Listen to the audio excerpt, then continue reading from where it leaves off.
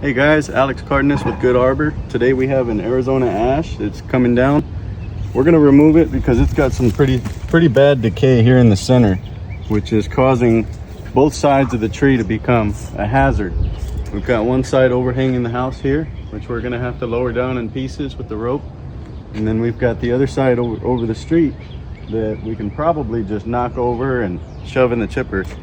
So just want to keep an eye out for this sort of thing: mushrooms, peeling bark, discoloration, bugs, any kind of insect activity or woodpeckers. Those sorts of things will let you know that your tree's hazardous. If you have any questions, you can always give me a call. Yeah, that's it.